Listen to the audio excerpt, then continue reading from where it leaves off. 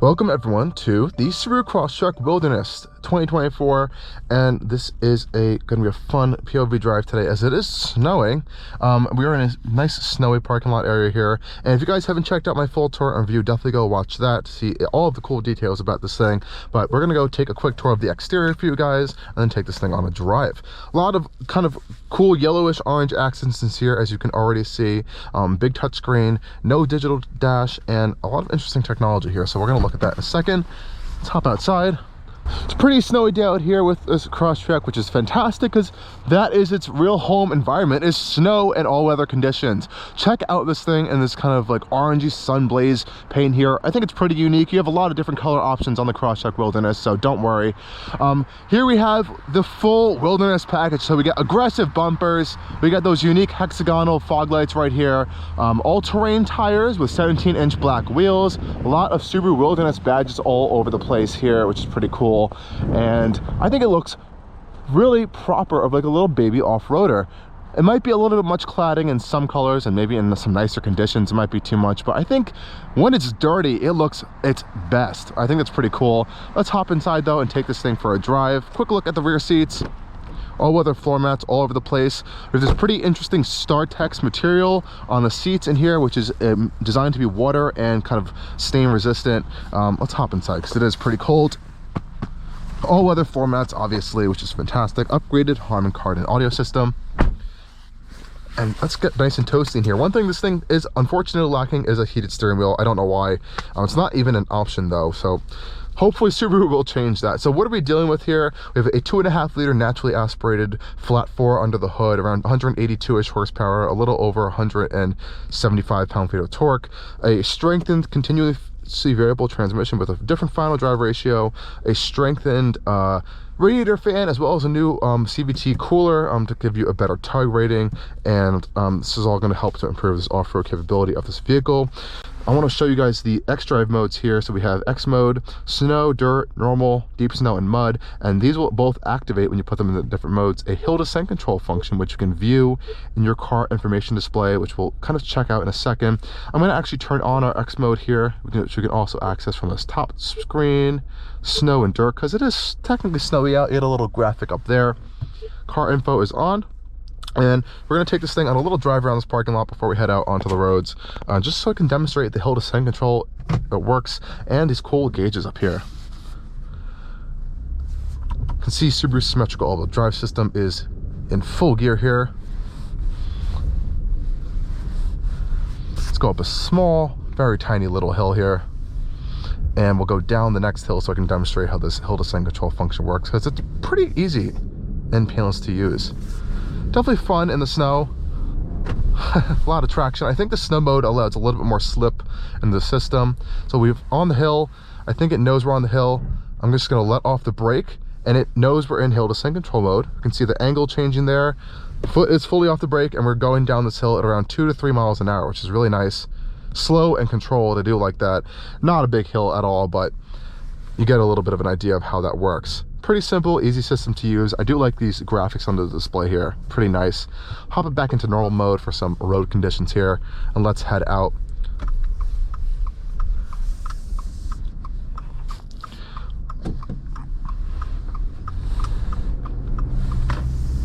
We have a sport and an intelligent drive mode. Let's put it into sport for a second.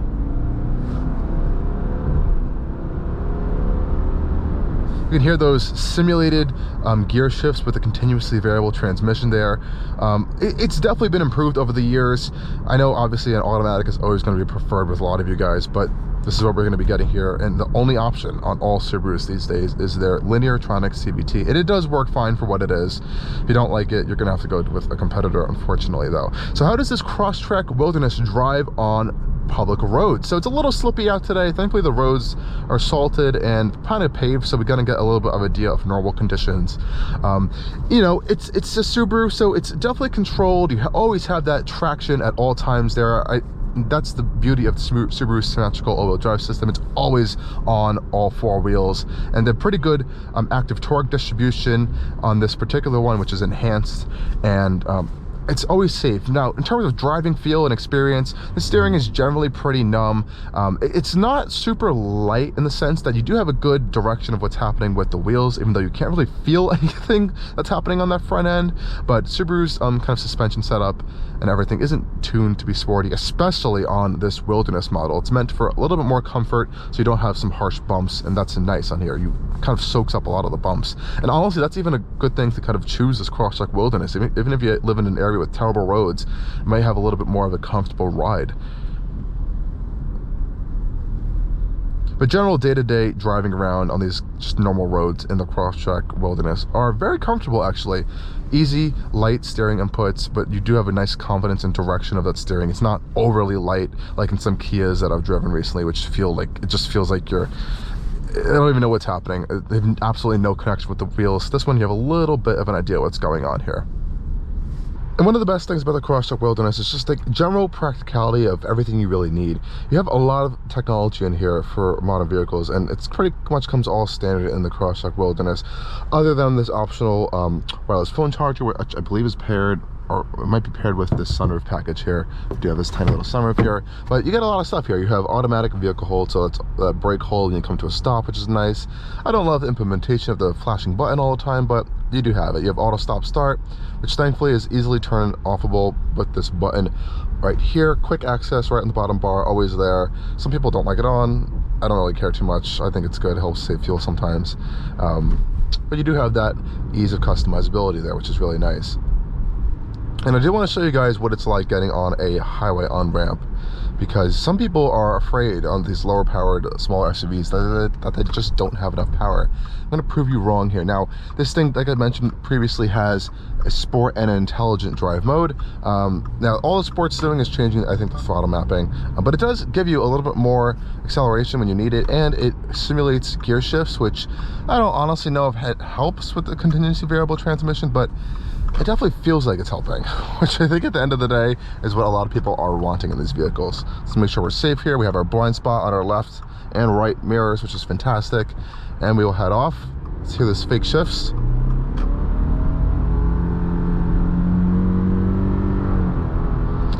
So it took a long time to fake shift on this one. Sometimes when you're on it, it will kind of fake shift a little bit more.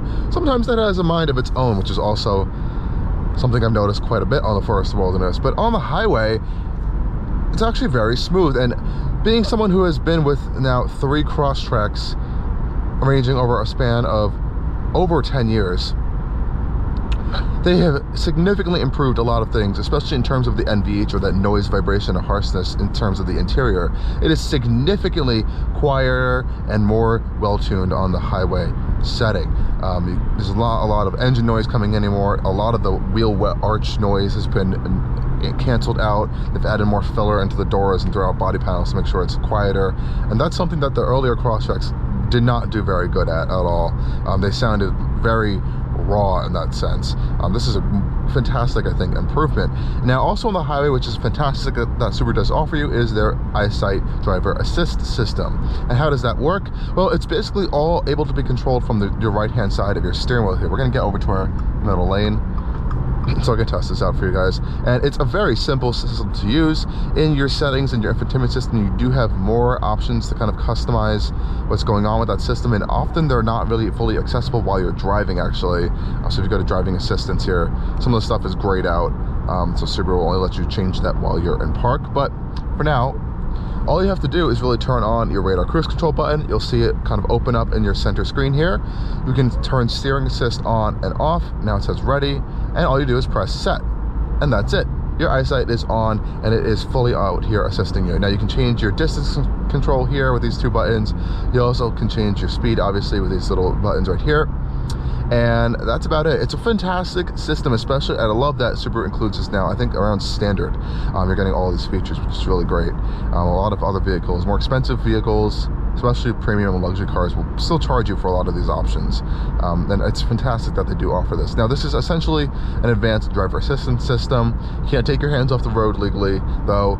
If there's an emergency case for you, I guess you have to. I would put some trust into this system. See steering turned off there, it will alert you, as it is pretty generally really good. It's a little bit salty on the roads right now, so I think it's having a little bit of a hard time navigating the lanes on the road that it's following, which is something that I think a lot of these vehicles are going to have to take into consideration under development in the future, because salty roads kind of blend in with the white lines and sometimes they just can't see them, especially when there's kind of glaring sunlight situations like today. But as you can see right now, it's doing pretty well. It's steering itself, which is pretty scary a little bit sometimes, but it does work very well. And it's a great part of this to kind of use on a highway drive. This thing isn't getting the best fuel economy out of all these SUVs. This one, I've averaged over 160 miles of mostly highway driving, around 23 miles to the gallon. That's at like highway speed, so 65, 70 miles an hour.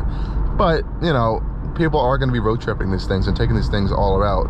So that's something to keep in mind of the lower-ish side of fuel economy. If you want better fuel economy, you're gonna have to go for a regular Crosstrek. It's just because this one is raised off the ground, has those roof bars and everything. It's not the most aerodynamic, thus not the most fuel-efficient Crosstrek you can get.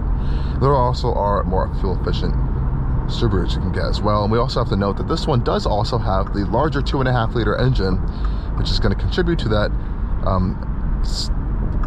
lower fuel economy number.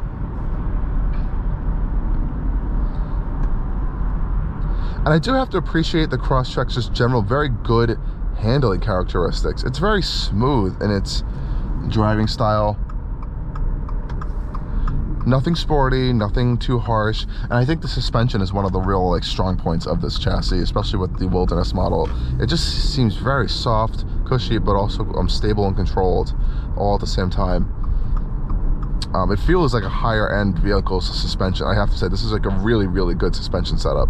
I think Subaru's been doing pretty good with that on their newer vehicles, and this is definitely a great example of that.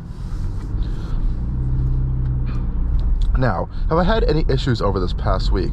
Honestly, there have been none, other than some of these mornings have been extra cold, under 10 degrees Fahrenheit, and this screen sometimes took a little bit of some time to kind of get touch reaction to it, which was a little bit weird. I mean, I wouldn't say too weird. It's been expected on some touchscreen based vehicles where the screens take a little bit of time to warm up or start up at some really cold temperatures, which is annoying. Something that could be fixed by physical buttons. But and yeah, guys, I've had a pretty fun time with the Crosstrek Wilderness over this past week. Really no complaints at all. It's been a fantastic vehicle.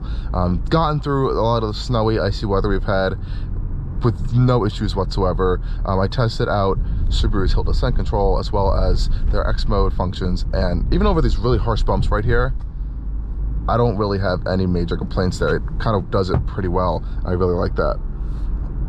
So props to Subaru for building a really good little off-road compact small SUV hatchback at this point. But I'm impressed with the Crosstrek Wilderness, and of course if you need something bigger, you have the Outback and Forester Wildernesses to play around with.